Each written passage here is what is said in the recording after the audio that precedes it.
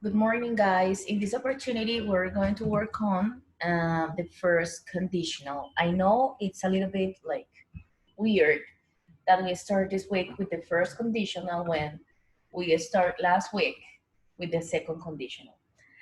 But it is what it is.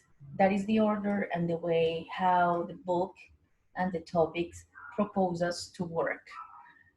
Okay, the first conditional belongs to that group of conditional to express probable and possible situations, okay? So this conditional differs from the second conditional because the second conditional is for unreal situations. Um, this conditional is easier than the previous one, so you're going to see why. So what is the communicative purpose of this conditional? As I told you before, when we talk about a situation that is probable, but the result will be seen in the future. As you know, conditionals have two parts, one conditional, one result. In this case, about the first conditional, we see the result in the future. Okay, the situation starts in the present or is expressed in the simple present, but the result will be in the future. Also, we can use modal verbs to express the results, and I'm going to show you how. I'm going to give you examples. So, how do we create a real condition? A real condition has two parts, or clauses, or sentences, as you can see, and a condition part, and a result part. All the conditionals have the same structure, but differ on the purpose. Okay, so example, if an earthquake happens, some buildings will fall down. So as you can see, there are two parts.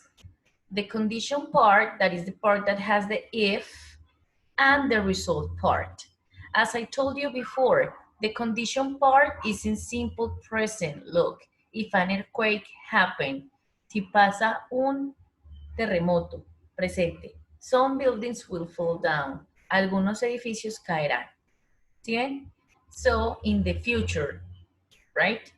Then I changed the order because I told you last week that sometimes, or yes, sometimes we can change the order, but the idea doesn't change. Example, some buildings will fall down if an earthquake happens. Algunos edificios caerán si un terremoto pasa. As you can see, the meaning is the same and the idea is the same. Change the order. And as I told you in the last week, is the same rule. If you start the sentence or the condition with the condition sentence, you have to put a comma between the two sentences. But if you start using the result, you don't have to put a comma here, okay? So the ordering of the part doesn't matter, but when the condition part is first, you need a comma. Okay, I have another example, and this example is with a modal verb, okay? As we study, modal verbs are many, and we can use them for different purposes. We have should and must. Should to express advices or recommendations. We have must to express obligations. We have could, can to express possibilities or ability. We also have might and may to express permissions, okay? So the modal verbs are many and they have different purposes. So you have to think about that when you try to use them in conditionals.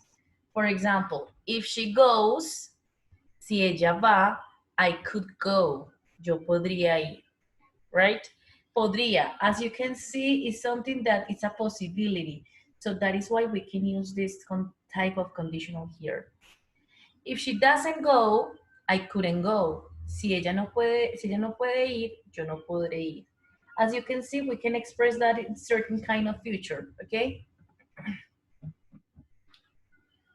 Okay, let's continue with the next. Okay. There is a mistake here. I'm going to correct that right now because this is the grammatical form for the first conditional.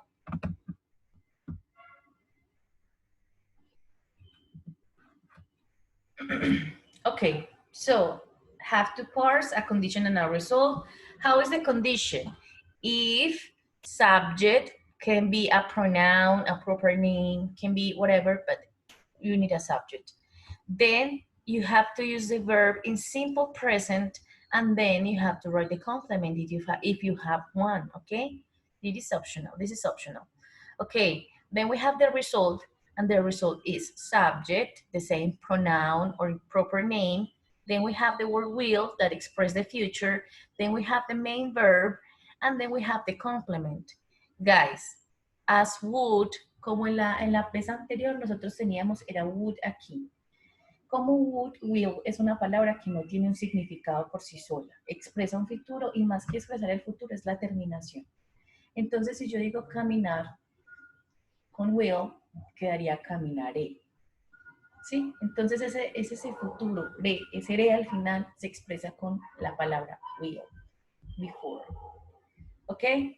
So, example, if I study, as you can see, guys, this sentence, this condition doesn't have complement because sometimes this is optional. If I study, I will learn. The result doesn't have complement neither. If I study, I will learn. Si yo estudio, aprenderé. If they leave now, they will arrive on time.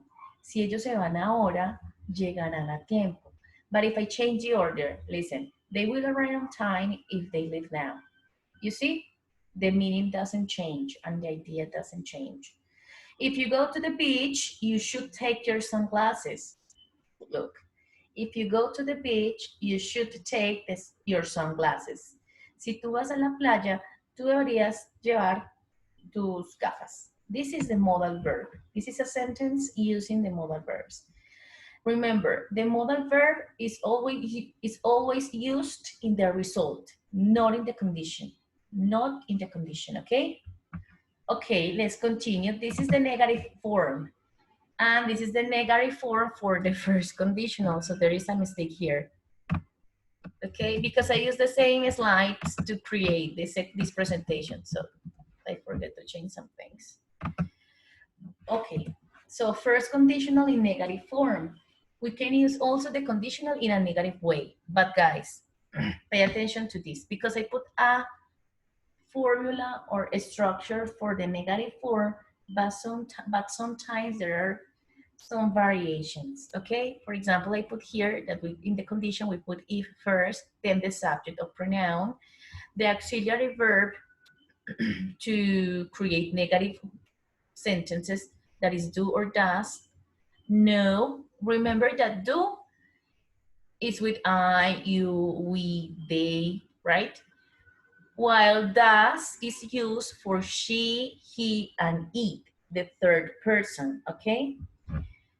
No, the negative word, then we have the main verb, and then we have the complement if it is necessary, right? Then we have the result. The result is the same.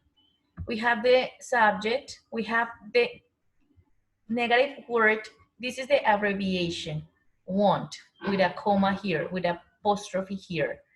Or we can write will not, that is a long answer. So short and long version. And then we have the verb, the main verb, and the complement at the end if it is necessary. But guys, sometimes the condition can be negative and the result can be affirmative, okay?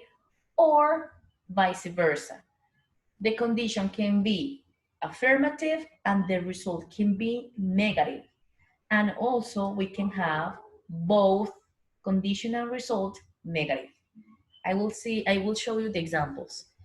If some animals don't disappear, look, if some animals don't disappear, our kids will see them, right? As you can see, this is the negative part. This is simple present, guys, because the auxiliary is in the present tense. And this is in affirmative. Positive sentence is not negative. We'll see them. Si algunos animales no desaparecen, nuestros hijos podrán verlos. As you can see, this is negative, this is positive. Then we have here, if some animals disappear, that is the opposite situation. If some animals disappear, look, this is not negative. Our kids will never see them. Si algunos animales desaparecen, nuestros hijos o nuestros niños nunca los verán. Como ustedes pueden ver, en este caso, aunque es una misma situación, estamos viendo ambos lados del espectro. ¿Qué pasaría si? ¿Qué pasaría si? ¿Y qué pasaría si no? ¿Cierto? ¿Qué podría suceder? Y en la primera está expresada en negativo, el resultado en afirmativo, positivo, y en la segunda, el primero, la condición está expresada en positivo y el resultado en negativo. Entonces miren que también hay muchas variaciones dependiendo del propósito con el que yo quiera expresar. Now let's see when the both parts are negative. If you didn't work hard, you won't get it. Si tú no trabajas duro, sorry, but there is a mistake because as I told you, I use the same slides. If you don't, here, because it's the first conditional. If you don't work hard, si tú no trabajas duro o fuerte, you won't get it, no lo conseguirás, right? If you don't work hard, you won't get it. In both cases, both sentences, the conditional results are negative, okay? Okay, guys, this is everything for today. I think that next week we are going to learn the third conditional because the zero conditional is very, it's not unnecessary. I am sure that you know how to use it. But if you don't, maybe in our meeting tomorrow, I can explain you the zero conditional, okay? But the third conditional, that's a very complicated situation.